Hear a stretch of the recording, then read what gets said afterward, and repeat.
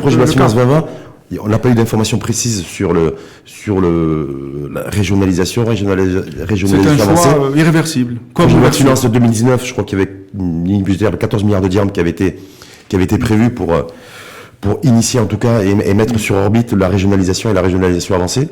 Ouais. Les enjeux pour vous, est-ce que les futurs relais de croissance économique sont dans le partenariat public-privé, d'une part, pour essayer de faire fusionner à la fois le public et à la fois le secteur privé, mais que les relais de croissance sont dans les régions. Ah, tout à fait, parce que aujourd'hui, l'État, bien évidemment, compte tenu donc d'une manne financière, budgétaire, qui s'amenuise d'année en année, moi je pense que la solution demain du développement des territoires passe par la région en tant que quantité administrative et surtout économique, dotée de pouvoirs élargis, dotée d'une autonomie financière, dotée d'une capacité justement donc à mobiliser des fonds publics couplés donc avec des fonds privés dans tout on va dire projet de développement qu'il soit donc à caractère social, même on peut imaginer demain on va dire la construction d'écoles, d'universités, d'hôpitaux avec des fonds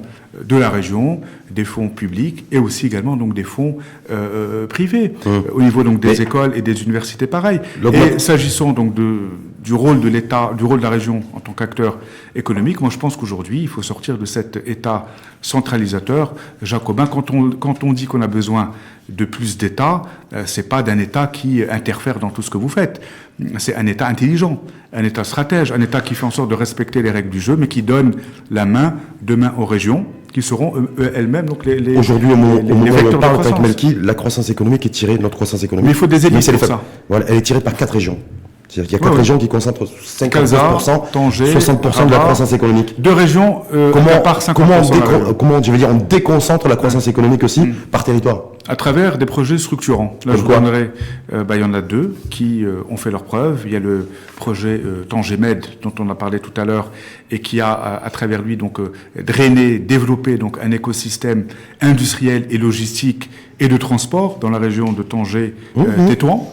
À travers également donc le maillage en matière de transport. Donc ça, là, vous parlez de régions effectivement, des projets structurants permettent à des régions il faut que chaque région crée de la richesse, oui. Il faut que plusieurs régions se mettent ensemble pour porter un projet structurant qui donc aura donc un impact sur la création de richesses et sur la création d'emplois. Est-ce que le plan Maroc Vert et le plan d'énergie renouvelable sont des relais de croissance dans des régions extrêmement pauvres. Regardez la région de Dakhla, le saut quantitatif et qualitatif qu'elle a fait. Si on prend 2 indicateurs, le rythme de croissance du PIB dans la région sud, Dakhla, Palayoun, est le plus élevé du Maroc, 11%. Il est de 8% dans la région de Tanger-Tétouan.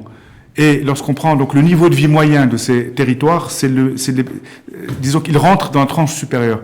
Pourquoi ? C'est qu'il y a un vrai effort d'investissement public qui a été fait dans ces régions-là. Oui. Et une fois que cet investissement public, c'est ce que je disais tout à l'heure, c'est pas de l'idéologie, c'est du pragmatisme, c'est des fonds publics, privés certes, mais d'abord des fonds publics, d'abord une vision publique, des fonds publics, et qui ont mobilisé autour d'eux donc des opérateurs économiques dans des secteurs que l'État a décidé de développer. Pour la région de Dakhla, Tanger, c'est un vrai exemple. La région de Dakhla, c'est un vrai exemple. Demain, les Sousse, pour les régions ça pourrait être également un exemple. Après, il faut développer des vocations régionales. Pourquoi vous dites que Sousse Massa d'Arras, donc la région de l'Agadir, pourrait être un exemple? Parce que demain, ça passe par la signature aussi de contrats programme entre l'État et la région pour développer telle ou telle filière. Mais qu'est-ce qu'on pourrait développer là-bas?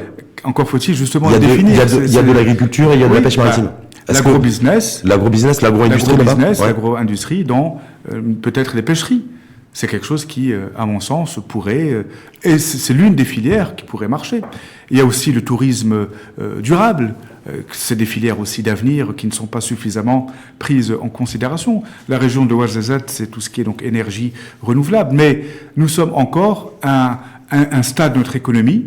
On n'a pas encore atteint le seuil de l'émergence, pour paraphraser certains, où nous avons besoin que l'État trace une vision, que l'État trace un cap, et que l'État donne l'exemple en mobilisant un certain nombre de fonds publics pour permettre aux opérateurs privés de suivre le mouvement. C'est comme ça. C'est pas d'idéologie, c'est du pragmatisme pur et simple. Est-ce que Tariq Melki est favorable ou pas à une approche en matière de fiscalité qui soit par territoire, territoriale.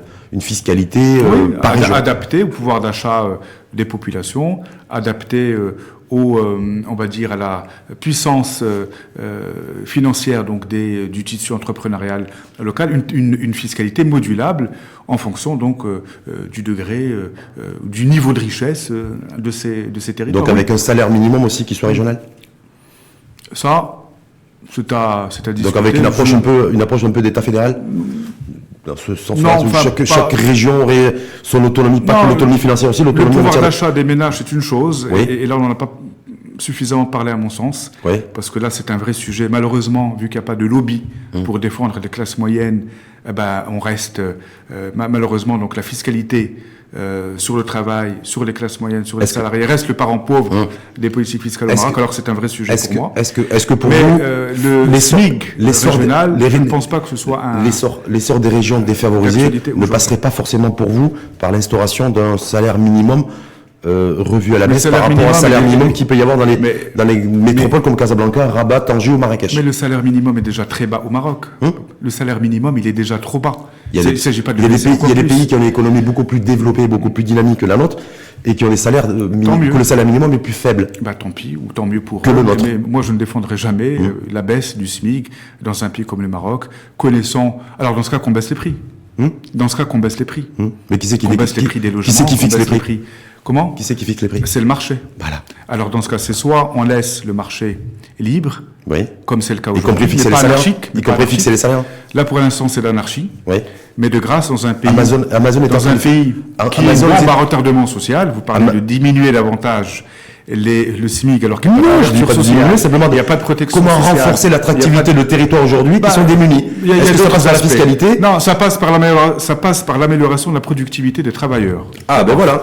Alors, ça passe pas par la baisse des salaires. Voilà, et la Moi, je productivité des refuse travailleurs que le Maroc soit, on va dire, une espèce d'Eldorado salarial. Oui. Où on vient, c'est de la pâte à modeler, c'est du tout cuit, c'est du tout prêt à consommer. On ouvre une usine, on embauche des bacs plus 2, on les paye des cacahuètes, pour reprendre l'expression de tout à l'heure, et puis qu'on ne sait pas assez compétitif, faut voir le voisin. Le Maroc vaut mieux que ça, le Marocain vaut mieux que ça. Donc moi, j'aimerais qu'on travaille sur des facteurs de compétitivité hors coût. Et l'innovation.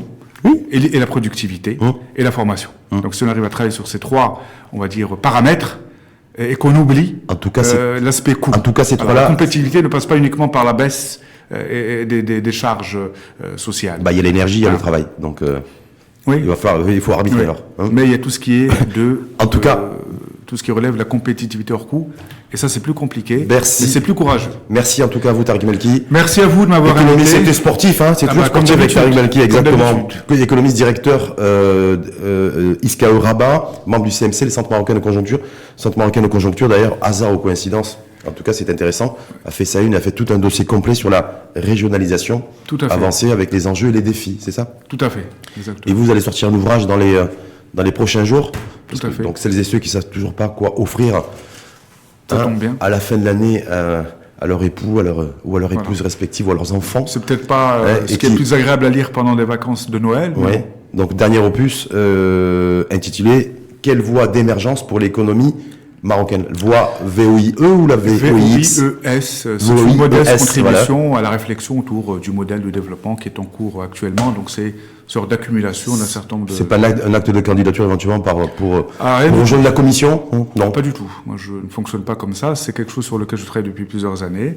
Donc c'est une accumulation qui a été faite sur 3-4 ans, et puis c'est une contribution extrêmement modeste, mais si on avec d'autres. Si on vous sollicite pour donner votre point de vue... Dès que je peux contribuer de manière utile à réfléchir sur l'avenir du Maroc, je suis bien évidemment intéressé, preneur, comme tout citoyen qui a quelque chose à dire, une voix parmi d'autres. Donc pas un citoyen à part, mais un citoyen à part entière. Un citoyen à part entière.